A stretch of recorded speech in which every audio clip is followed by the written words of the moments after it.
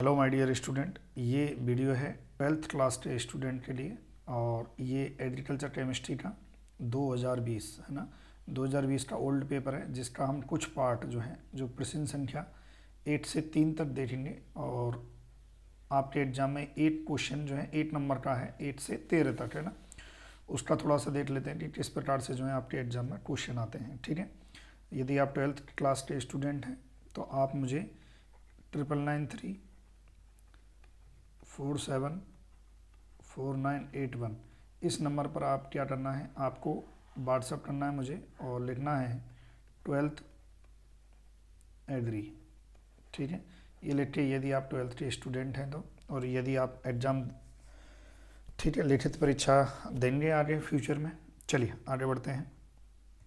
ठीक है, तो देखो सबसे पहला क्वेश्चन क्या था आपका, सामान्यतः बासमेट आग्नेय चट्टानों में कितने प्रतिशत सिलिका पाई जाती है।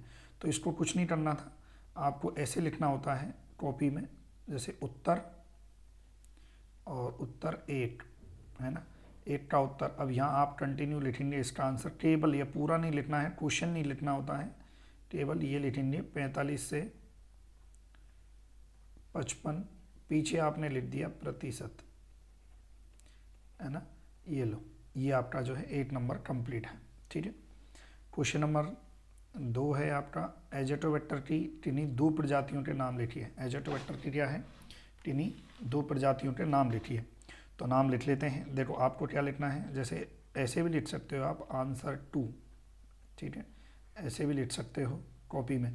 तो एजेटोबैक्टर की किन्हीं 2 प्रजातियों के नाम लिखिए, तो आप डायरेक्ट लिख सकते हो। पहली प्रजाति क्या है, एजेटोबैक्टर क्रोकोकम, एजेटोबैक्टर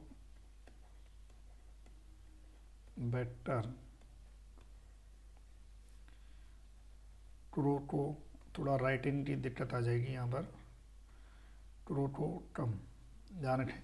इस प्रकार से ये आपकी जो 12th की बुक है उसमें साफ साफ दे के रखा हुआ है भाई, एजेटोबैक्टर की किन्हीं 2 प्रजातियों के नाम लिखिए। ये आपके चैप्टर नंबर 2 में है ना, चैप्टर नंबर 2 और पेज नंबर जो है आपका 27। ध्यान रखें, एजेटोबैक्टर की किन्हीं 2 प्रजातियों के नाम लिखिए। तो एक और प्रजाति है उसका भी नाम लिख लीजिए, आप लिखेंगे एजेटोबैक्टर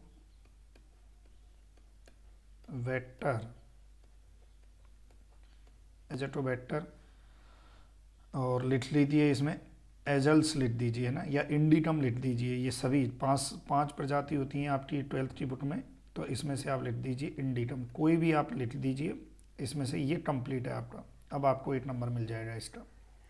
ठीक है भाई, चलिए फिर उसके बाद क्या है, टिंडल प्रभाव क्या है। अब इसको थोड़ा सा समझाने की ज़रूरत है कि टिंडल प्रभाव क्या है। ठीक है, चलिए टिंडल प्रभाव को देखते हैं। तो देखो ये आपका जो है जो टिंडल प्रभाव है, ये पेज नंबर मैं बता देता हूँ, पेज नंबर 30 पर आपको मिलेगा। पेज नंबर आपकी कृषि रसायन जो पुस्तक है उसका पेज नंबर 30 पर है। तो ये आपको पूरी डेफिनेशन लिखनी है कि टिंडल प्रभाव, टिंडल नाम के वैज्ञानिक ने पाया कि प्रकाश की किरणों का रास्ता नीले रंग से प्रकाशित होता है। जैसे ही अंधेरे कमरे में तीव्र प्रकाश की किरण प्रवेश करती हैं तो हवा में धूल के कण स्पष्ट दिखाई देते हैं। अतः कॉलोइड्स के विलयन द्वारा प्रसारित प्रभाव को टिंडल प्रभाव कहते हैं। ऐसा भी लिख सकते हो ना कि कॉलोइड्स के विलयन द्वारा प्रसारित प्रभाव को जो है क्या कहते हैं, टिंडल प्रभाव, तो भी सही है। और पूरी डेफिनेशन भी लिखोगे तो भी सही है। ठीक है भाई, ये ध्यान रखें। तो ये आपको लिखना था उसमें। चलिए, दानायन विनिमय क्षमता की इकाई। ठीक है, अब इसकी इकाई जो है केवल आंसर में आपको डायरेक्ट लिखना था कि आंसर 4 करके आपको लिखना था, और ऐसे भी लिख सकते हो आप सेंटीमोल पर केजी, ऐसे भी लिखोगे ये भी सही है। इसको दूसरे तरीके से कैसे लिखा जाता है, सेंटीमोल पर केजी। अब केजी को हम ऊपर ले आते हैं ना, ऊपर ला के -1, ऐसे भी लिख सकते हैं, ये भी सही है। ठीक है, तो धनायन विनिमय क्षमता की इकाई क्या है, डायरेक्ट आपको लिखनी थी। 1 नंबर आपका ये कंप्लीट हो जाता है। फिर अगला है गेहूं की फसल के लिए मृदा का उपयुक्त पीएच मान। यदि आप 12th के हैं तो आप प्लीज़ मुझे व्हाट्सएप पर मैसेज करें और कमेंट करें कि आपको वीडियो कैसी लगी। और तो आपके लिए और भी मैं जो है मॉडल पेपर भी मैं आपके लिए करा दूंगा, जिसमें आपके लगभग अच्छे क्वेश्चंस जो हैं कवर अप हो जाएंगे। अब इसमें लिखा है गेहूं की फसल के लिए मृदा का उपयुक्त पीएच मान होना चाहिए, तो आपको लिखना पड़ेगा उत्तर 5, और उत्तर 5 में फिर कॉपी में आप लिखोगे 6.0 से 7.5, ये लो इतना होना चाहिए ना। या ऐसे पीएच ऐसे भी लिख सकते हो, पीएच इक्वल टू 6 से 7.5 होना चाहिए। ये आपका क्लियर है। फिर अगला है क्वेश्चन नंबर 6, लाइमस्टोन का रासायनिक सूत्र। टेबल आपको इतना सा लिखना था, CaCO3, पूरा नहीं लिखना होता है, टेबल इतना सा लिखो, आपका 1 नंबर पक्का। ठीक है, चलिए आगे बढ़ते हैं। अब देखो इसमें लिखा है पौधे के लिए कोई 2 सूक्ष्म पोषक तत्वों का लिखिए। देखो अब पहले समझो आप इस चीज़ को कि भाई जो कुल जो रहते हैं, कुल पोषक तत्व कितने होते हैं आपके? 8 हैं। सूक्ष्म पोषक तत्व कितने? 8। अब इन 8 में से कोई भी आप 2 लिख सकते हैं। जैसे कि अब मैं उत्तर लिखूंगा उत्तर 7, तो उत्तर 7 में आप कोई भी 2 लिख लीजिए ना, ऐसे डालिए 8 में आप लिख दीजिए निकिल लिख दीजिए। दूसरे में आप लिखिए आयरन। ये लो, ये आपका कंप्लीट है ना, ये आपका क्वेश्चन कंप्लीट है। फिर लिखा है आग्नेय व अवसादी चट्टानों पर ताप व दाब के प्रभाव से बनी चट्टान का नाम लिखें। ठीक है, तो चट्टान का नाम जो है क्या रहेगा? इसमें केवल आंसर लिखना था आपको रूपांतरित। क्या रहेगा? रूपांतरित चट्टान। ठीक है, यदि आप देखो, आप जो है 12th एग्री के नाम से जो है 12th एग्रीकल्चर के नाम से जो है टेलीग्राम चैनल भी है, जिसकी लिंक मैं आपको डिस्क्रिप्शन में दे दूंगा। ठीक है, ध्यान रखें, तो आप वो भी ज्वाइन कर सकते हैं। फिर लिखा है कंपोस्टिंग को परिभाषित कीजिए। अब देखो जो कंपोस्टिंग है क्या होती है, इसको केवल आपको 2-1 लाइन में परिभाषित करना था। ये आपको पेज नंबर, आपके कृषि रसायन के पेज नंबर 145 पर आप देखेंगे, 145 है ना, इस पर अब देख लेते हैं क्या है। कंपोस्टिंग एक जैव रासायनिक क्रिया है जिसमें वायवीय तथा अवायवीय जीवाणु कार्बनिक पदार्थों को विघटित कर बारीक खाद बनाते हैं। यह पूर्ण सड़ा हुआ कार्बनिक खाद ही पदार्थ ही क्या कहलाता है? कंपोस्ट कहलाता है। अब ये आपको लिखना था कि कंपोस्टिंग क्या है? एक जैव रासायनिक क्रिया है जिसमें वायवीय एवं अवायवीय जीवाणु कार्बनिक पदार्थों को विघटित कर बारीक खाद बनाते हैं। यह पूर्ण सड़ा हुआ कार्बनिक पदार्थ ही क्या कहलाता है? कंपोस्ट कहलाता है। तो आपका 1 नंबर पक्का था। चलिए भाई, चैनल को सब्सक्राइब कर दें। जिस विद्यार्थी ने चैनल सब्सक्राइब नहीं किया है, सब्सक्राइब जरूर करें।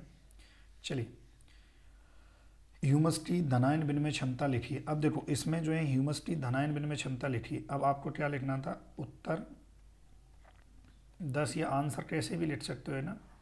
अब इसमें आप क्या लिखोगे आंसर में? तो आप लिखोगे 200, लेकिन ये 200 कंप्लीट नहीं है। इसमें जब धनायन विनिमय क्षमता है तो हमेशा याद रखो इकाई लिखनी होती है। तो इकाई क्या बताई थी मैंने अभी आपको? क्वेश्चन ये भी आया था सेंटीमोल पर केजी को हम ऐसे भी लिख सकते हैं। तो अब कंप्लीट है आंसर। तो इसमें एक चीज़ का नोट ध्यान रखना है आपको कि इकाई साथ लिखनी होती है, इकाई साथ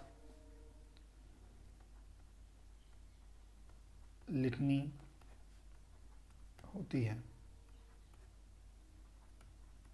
ठीक है, आपको इकाई साथ लिखनी होती है, हमेशा याद रखना, तभी आपका नंबर जो है कंप्लीट मिलेगा जब आप यूनिट साथ लिखोगे। अगला है पौधे में नाइट्रोजन की कमी को प्रदर्शित करने वाले किन्हीं 2 सांकेतिक पौधों को लिखिए। मतलब ऐसे पौधों को लिखना है जो जिसकी कमी, नाइट्रोजन की जो कमी है उसको वो प्रदर्शित कर सकें अच्छे से, है ना। तो देखो आपकी जो है बुक में ही दे के रखा हुआ है। तो आपको लिखना है, एक तो लिखना है मक्का, ये दर्शाता है। दूसरा इसमें आपको लिखना है गेहूं। ठीक है, ये आपके 2 हो गए हैं ना। तो ये आपका क्वेश्चन कंप्लीट है। फिर लिखना है क्वेश्चन नंबर 12 क्या है? मृदा में क्ले की मात्रा एवं धनायन विनिमय क्षमता में संबंध को समझाइए। देखो ये, अब इसमें संबंध में आपको क्या लिखना है? ये नहीं लिखना है ना, ये नहीं लिखना है, ये मैंने आपकी डायरेक्ट 12th की बुक से लिया है, ऐसा नहीं लिखना है। केवल डायरेक्ट आपको यहाँ से लिखना है, मृदा में क्ले की मात्रा अधिक होने पर धनायन विनिमय क्षमता अधिक होती है। जिन मृदाओं में मोंटमोर्लोनाइट क्ले की मात्रा अधिक होती है उन मृदाओं की अपेक्षा इलाइट और ट्यूलिनाइट क्ले पाई जाती हैं की धनायन विनिमय क्षमता कम होती है। मतलब आपको बता दूं कि जो क्ले जो होते हैं, मृदा क्ले जो हैं बहुत प्रकार के रहते हैं, जिसमें मोंटमोर्लोनाइट है, इलाइट है, ट्यूलिनाइट है, और जिसमें धनायन विनिमय क्षमता जो है किसकी ज़्यादा रहती है, मोंटमोर्लोनाइट की रहती है। तो यही कह रहा है कि भैया जिस मृदा में मोंटमोर्लोनाइट जो क्ले रहेगा उसकी धनायन विनिमय क्षमता क्या है, ज़्यादा रहेगी बजाय किसकी, इलाइट और ट्यूलिनाइट की। तो ये सहसंबंध है। सहसंबंध क्या भाई, कि क्ले की मात्रा अधिक होने पर धनायन विनिमय क्षमता अधिक होती है, ये सहसंबंध है। फर्स्ट लाइन भी लिख दोगे तो भी आपका काम हो जाएगा, है ना, ये भी लिख दोगे तो भी आपका काम हो जाएगा, क्योंकि 8 नंबर में है। अगला आपका क्वेश्चन आया था, दूध में स्टार्च की मिलावट की जांच हेतु काम में लिया जाने वाले रसायन लिखें। अब इसमें ज़्यादा रामायण नहीं लिखनी होती है ना, आंसर 13। अब इसमें आपको लिखना है, केवल रसायन का नाम लिखना है, और रसायन का नाम आपको पता होना चाहिए। बस ये है रसायन का आयोडीन, ये लो आयोडीन, है ना, इसका आंसर क्या जाएगा, आयोडीन। तो ये जो है ये आपका कंप्लीट होता है भाई। वीडियो पॉज करके आप एक चीज़ को लिख सकते थे। ठीक है भाई, तो जो भी विद्यार्थी हैं आपको 12th एग्री करके मुझे व्हाट्सएप पर मैसेज करना है, और साथ में आपके जो स्कूल है स्कूल का भी नाम आपको जो है लिख के मुझे सेंड करना है। ठीक है, और यदि आप चाहते हैं कि और भी मैं आपके लिए इस प्रकार से जो है 12th के लिए मैं कराऊँ तो आपको कमेंट करनी है और लाइक भी करना है। Okay student, thank you so much for watching video, thank you so much.